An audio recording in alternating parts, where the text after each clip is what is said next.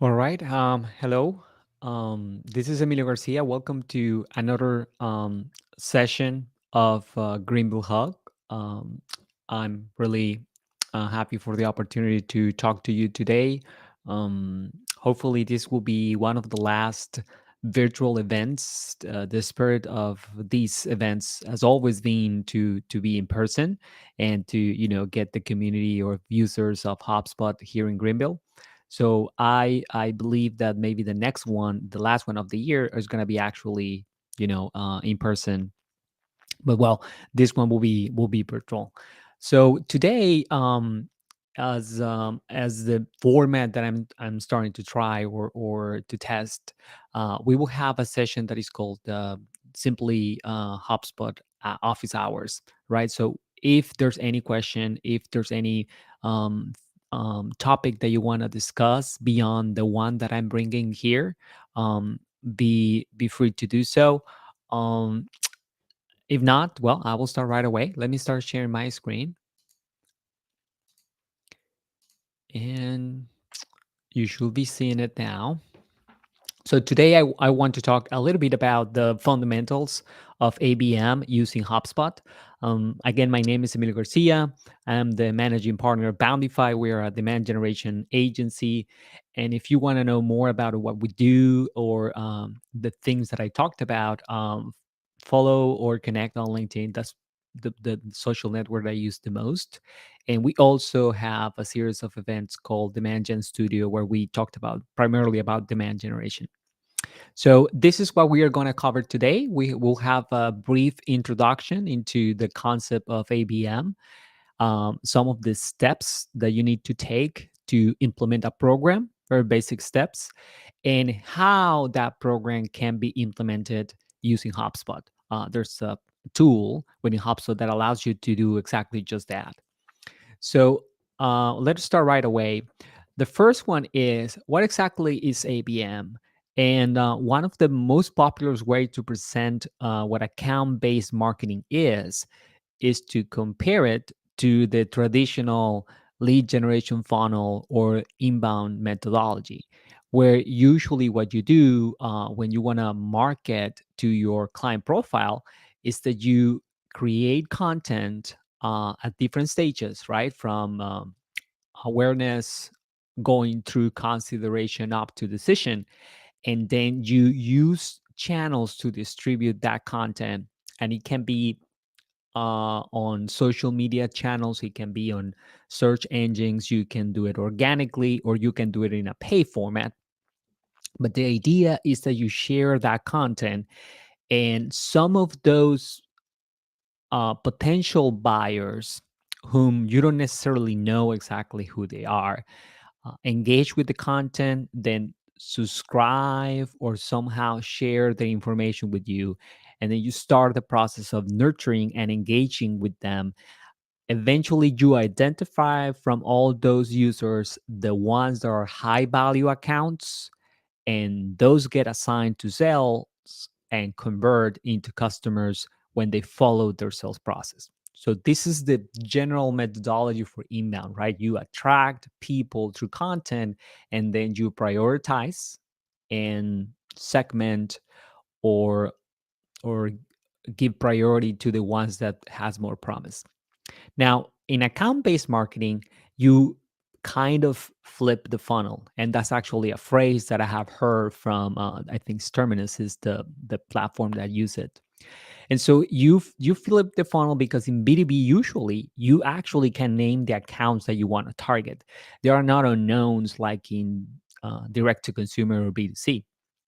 In that particular case, you already know the accounts that you want to target.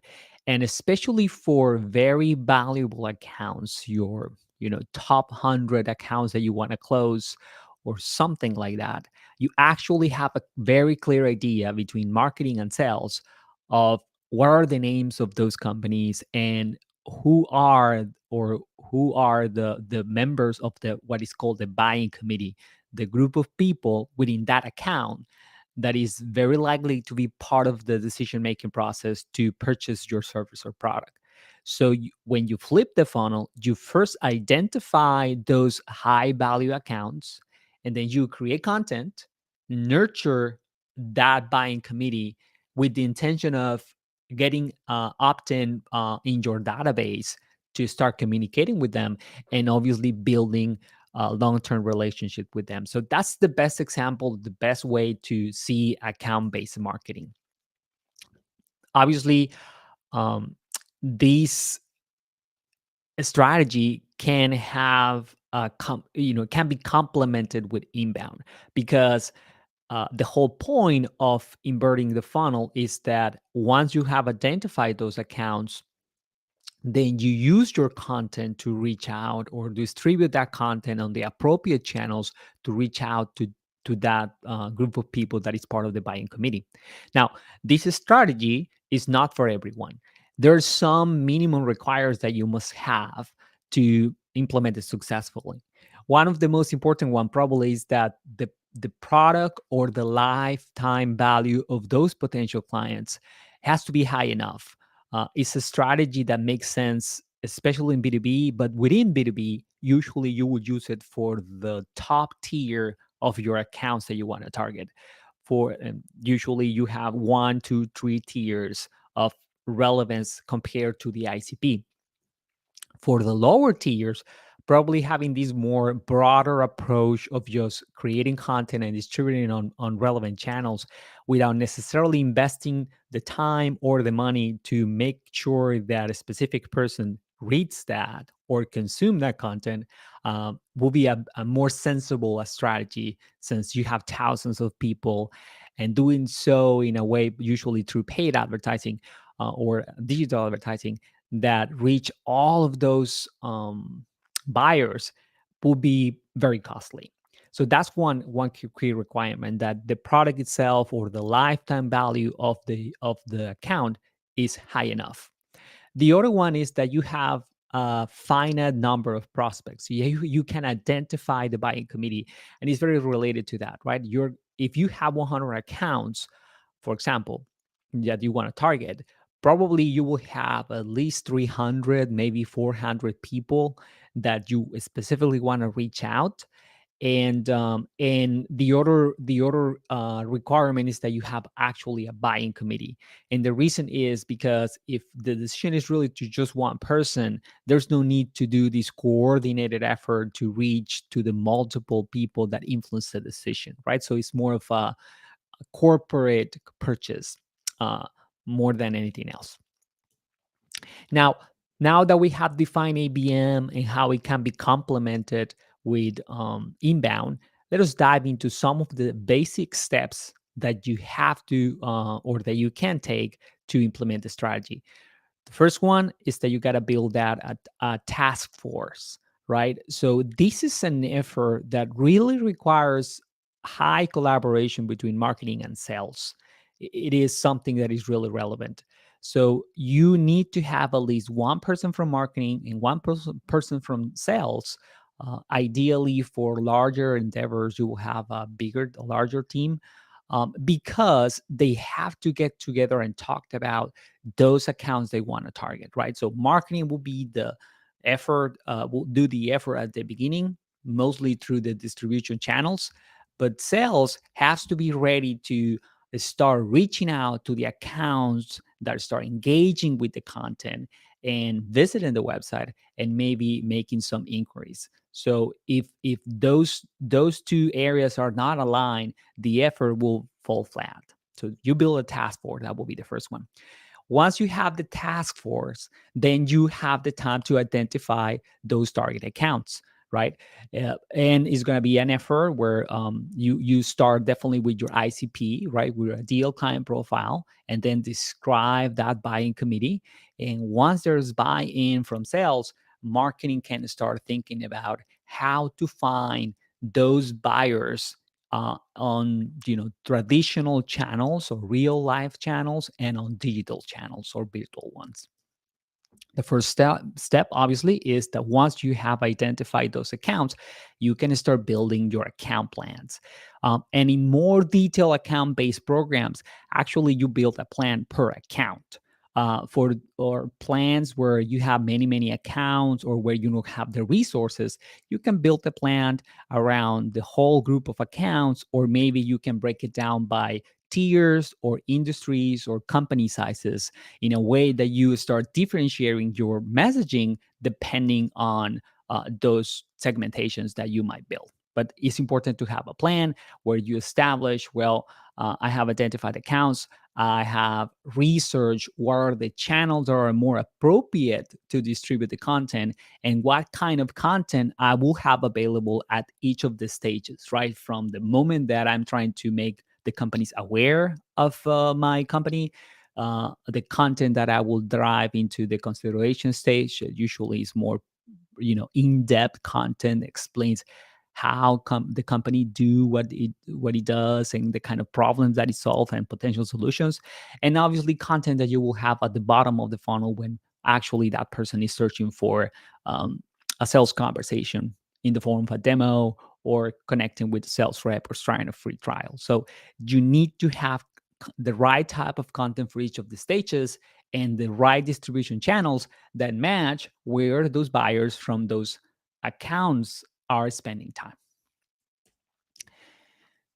Then, in step number 4, actually you start implementing the plan, right? So you attract those contacts, and pretty much you will use the channels and the content that you have distributed or created in the third step. Finally, once you start seeing that there is engagement and you can use some rules to prioritize uh, what are the contacts that are warmer or that are engaging the most.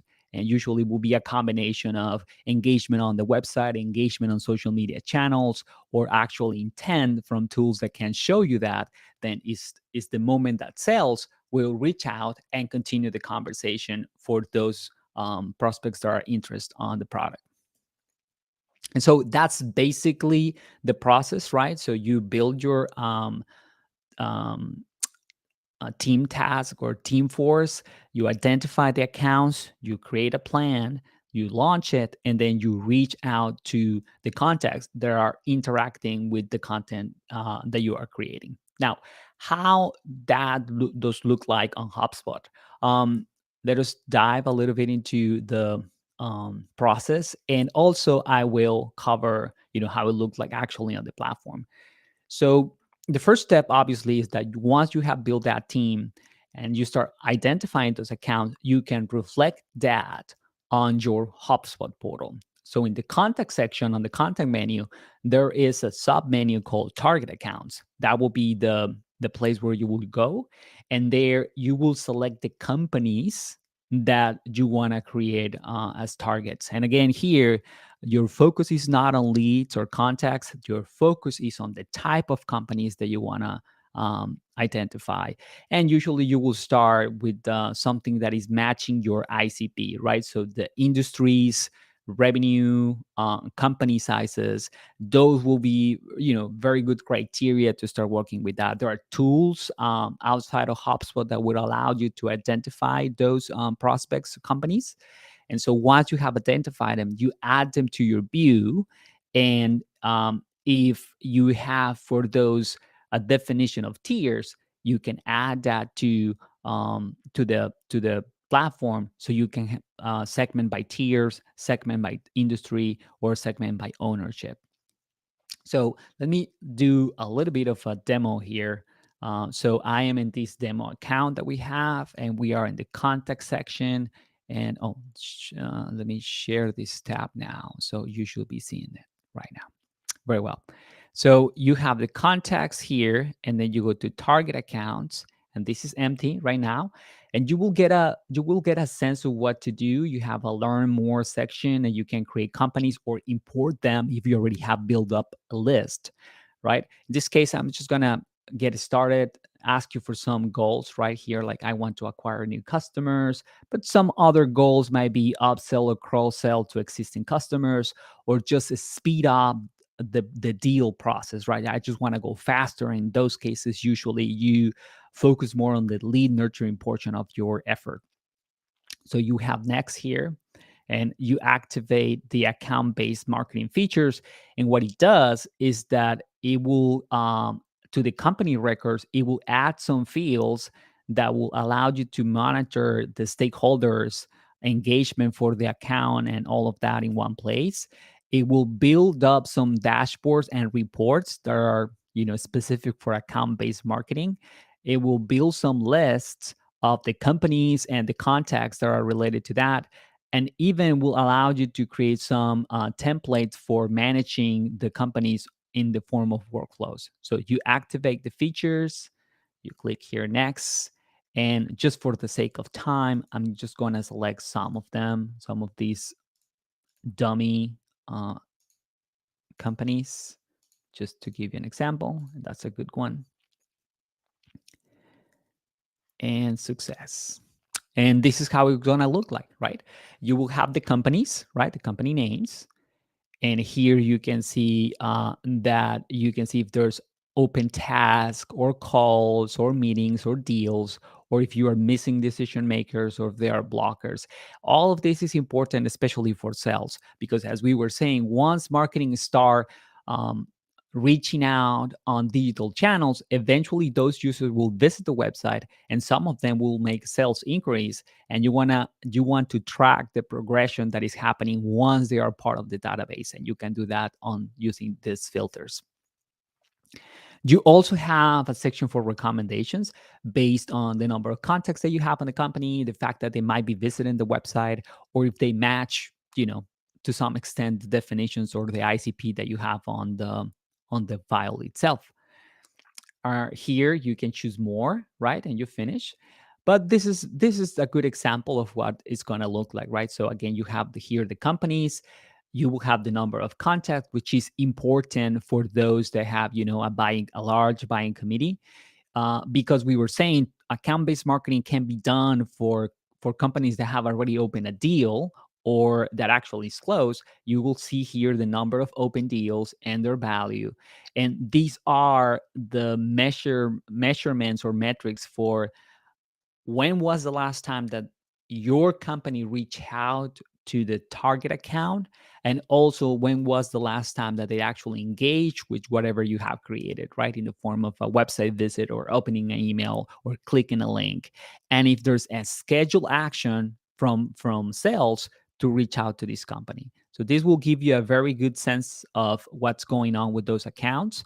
And here you have this area where you can filter by owners, right? If you have multiple sales rep responsible for each of the accounts.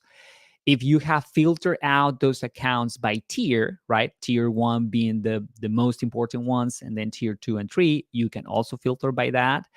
And if within your target accounts you have one or more industries that are relevant, you can also filter by it, and obviously by life cycle stage to see what are the life cycles and the opportunities that you have here. So very comprehensive. And here you can see the ones that have, no log calls or no meetings, so you can focus your efforts. And to some extent, this will give you like an idea of the total progression or opportunity of the list, right? How many deals you have open, the deal value.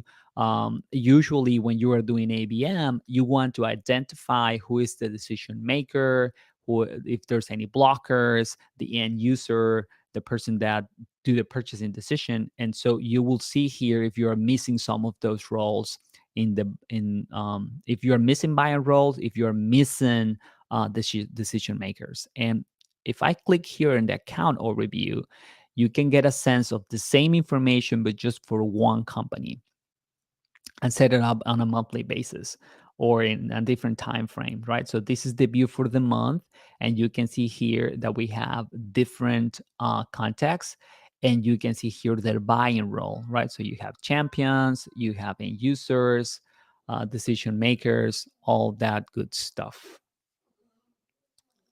All right. Very well. So this is all that I have for today. I don't know if there's any questions.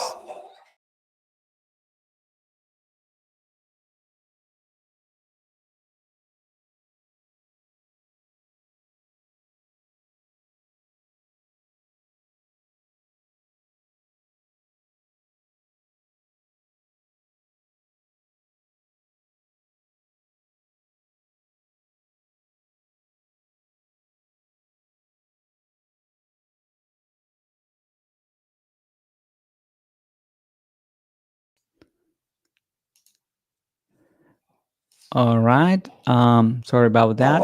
So with this, I will finish for today. I appreciate for those of you that will eventually watch this later.